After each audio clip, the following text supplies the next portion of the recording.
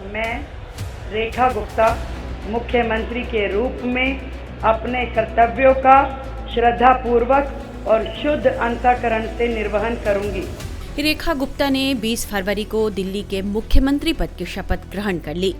उन्होंने रामलीला मैदान में हुए भव्य समारोह में पद और गोपनीयता की शपथ ली।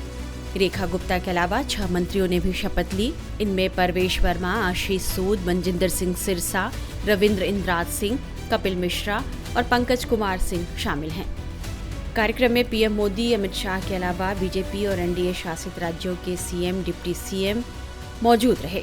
कार्यक्रम में सबकी निगाहें दिल्ली के पूर्व मुख्यमंत्री अरविंद केजरीवाल और आतिशी की ओर भी रही, लेकिन दोनों ही नेता इस कार्यक्रम में नहीं पहुंचे, जबकि दोनों ही नेताओं को शपथ ग्रहण समारोह में बुलाया गया था। हालांकि दोनों ने ही रेखा गुप्ता को सीएम बनने पर बधाई दी।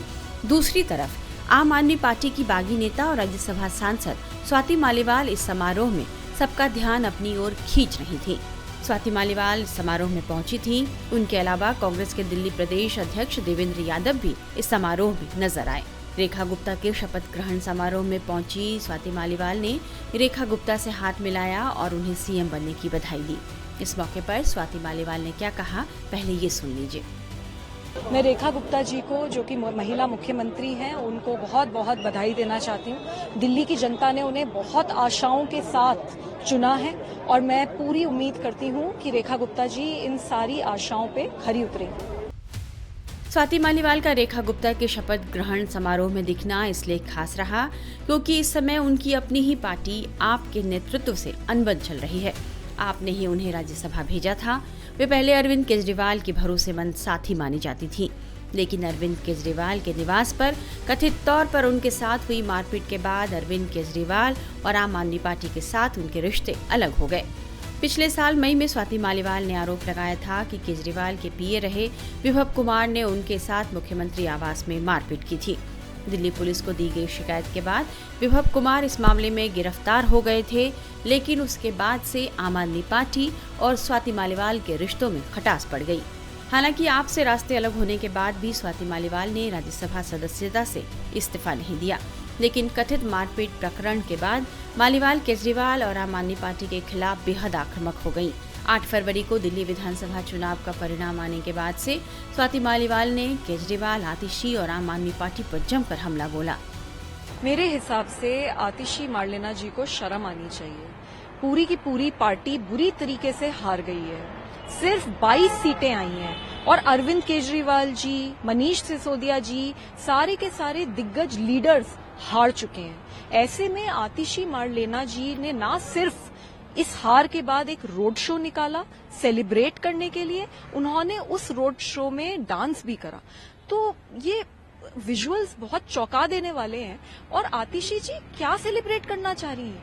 पूरी की पूरी पार्टी की इतनी बुरी तरीके से हार को वो सेलिब्रेट करना चाह रही है। तो मुझे लगता है आतिशी जी को शर्म आनी चाहिए और सत्ता का इतना भी लालच नहीं होना चाहिए कि इंसान इंसानियत ही भूल जाए। जिस तरीके से प्रधानमंत्री ने कल एक भाषण दिया और उसमें उन्होंने कहा कि सीएजी रिपोर्ट जो है फर्स्ट कैबिनेट में टेबल की जाएगी, इन तमाम वादों को आप कैसे देख रहे हैं? क्या सीएजी की रिपोर्ट 2016 से दिल्ली सरकार ने विधानसभा में टेबल नहीं करी है, जबकि हर साल जब जब सीएजी की रिपोर्ट बनती है इसको टेबल करना अनिवार्य होता है। जो लोग जन लोकपाल लाने के लिए सत्ता में आए, आज वो लोग जो ऑलरेडी प्रेसिडेंट्स हैं, जो ऑलरेडी कानून हैं, उन तक को इम्प्लीमेंट नहीं कर रहे। 2016 से अगर सीएजी की रिपोर्ट विधानसभा में डाली नहीं है तो सरकार की अकाउंटेबिलिटी कैसे फिक्स होगी?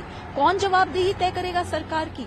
कितनी शर्म की बात है। तो सीएजी की रिपोर्ट बिल्कुल तुरंत विधानसभा में टेबल होनी चाहिए और उसके ऊपर सख्त से सख्त, कड़ी से कड़ी कार्यवाही होनी चाहिए। आम आदमी पार्टी की इस हार को आप कैसे देखते हैं? कौन से मुद्दे हैं, क्योंकि 62 से सीधा 22, तो कौन से मुद्दे हैं जिस पर आपको लगता है कि पार्टी को हार का सामना करना पड़ा?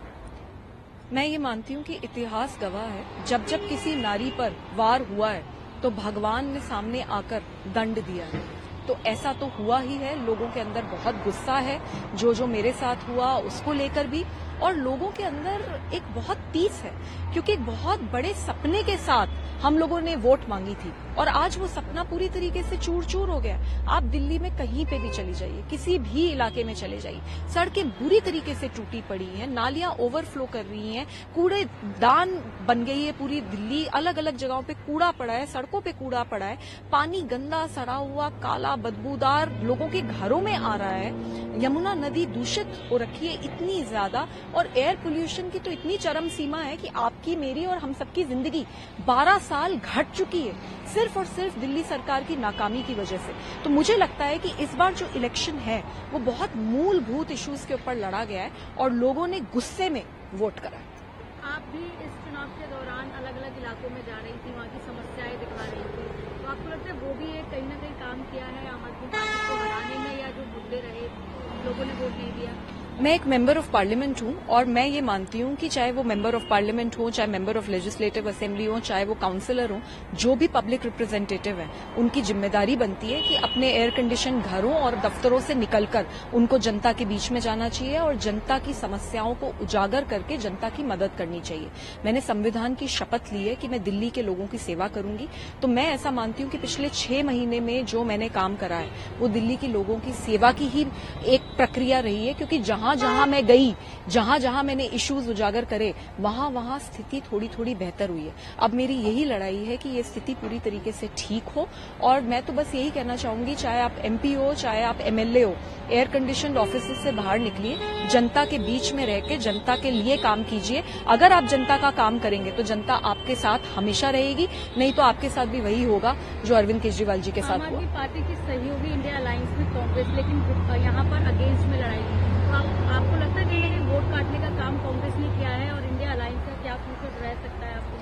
अरविंद केजरीवाल जी की जो पॉलिटिक्स है वो बड़ी पॉलिटिकल कन्वीनियंस की पॉलिटिक्स है, वो कोई विचारधारा की पॉलिटिक्स नहीं है। जब अरविंद केजरीवाल जी को कांग्रेस पे प्यार आता है तो वो साथ हो जाते हैं, जब अरविंद केजरीवाल जी को राहुल गांधी से खुंदक होती है, गुस्सा आता है, तो वो हम सब पे एक प्रेशर बनाते हैं कि राहुल गांधी के खिलाफ स्टेटमेंट्स दो और लड़ाई करो। मुझे एक बात बताइए कि अरविंद केजरीवाल जी ने हरियाणा में लड़ने का क्यों निर्णय लिया? हम सबको पता था कि जमानतें जब्त होंगी, फिर भी हम हरियाणा में जाकर लड़े सिर्फ और सिर्फ इसलिए क्योंकि कांग्रेस को सबक सिखाना था। और कांग्रेस, क्योंकि आम आदमी पार्टी ने लड़ाई लड़ी हरियाणा में, तो कांग्रेस वहां पे हार गई। अब कांग्रेस ने भी दिल्ली में वही करा, कांग्रेस दिल्ली में लड़ी और उसकी वजह से भी आम आदमी पार्टी को चोट पहुंची। तो मुझे समझ नहीं आता, अरविंद केजरीवाल जी जब खुद हरियाणा जाते हैं तब तो शेर हो जाते हैं, और जब कांग्रेस इधर आती है तो वो एक रोंदू बच्चे की तरह व्यवहार करते हैं। तो मुझे ऐसा लगता है कि बदले की भावना से राजनीति नहीं होनी चाहिए, राजनीति बहुत सोच समझ के एक विचारधारा के साथ होनी चाहिए। दूसरी तरफ कांग्रेस ने स्वाति मालीवाल को लेकर सवाल उठाए हैं और कहा है कि यदि आम आदमी पार्टी में भ्रष्टाचार हुआ था तो उन्होंने पहले इस पर सवाल क्यों नहीं उठाए और राज्यसभा सदस्यता से इस्तीफा क्यों नहीं दिया। वो भी आम पार्टी के अंदर थी, राज्यसभा की मेंबरशिप आम पार्टी ने उन्हें दी। अगर आम पार्टी के अंदर कोई गड़बड़ हुई है तो उसके लिए वो भी जिम्मेदार है। आज अगर वो बाहर आ गई हैं तो इसका मतलब ये हरगिज नहीं है कि वो जिम्मेदार नहीं है। जब तक आप उस पार्टी में रही और उस पार्टी के अंदर जो कुछ हुआ उसके लिए हर वो आदमी जिम्मेदार है जो उस वक्त आम पार्टी में था। आप तो मजबूरन बाहर निकली हैं, और अगर ऐसा सब कुछ था तो उन्हें राज्यसभा के मेंबरशिप से इस्तीफा दे देना चाहिए। क्यों राज्यसभा से चिपटी हुई है? राज्यसभा की मेंबरशिप तो उनको आम पार्टी ने ही दी है, और एक गलत पार्टी अगर उन्हें राज्यसभा दे रही है तो वो क्यों उससे चिपटी हुई है? उनको ये सब कुछ उसी वक्त बोलना चाहिए था जब वो आम पार्टी में थी। राजनीतिक विश्लेषकों का मानना है कि अरविंद केजरीवाल के खिलाफ लड़ाई में Swati Maliwal one woman army बनकर काम कर रही थी, इसलिए बीजेपी की दिल्ली विजय में उनकी भूमिका को भी कम करके नहीं आंका जा सकता। कथित मारपीट प्रकरण से अरविंद केजरीवाल की छवि तो खराब हुई, साथ ही मालीवाल ने दिल्ली की गंदगी को चुनावी मुद्दा बनाने में बड़ी भूमिका निभाई। इस तरह बीजेपी में शामिल न होकर भी स्वाति मालीवाल ने बीजेपी के लिए दिल्ली फतह की राह में अपना कुछ योगदान तो दे ही दिया।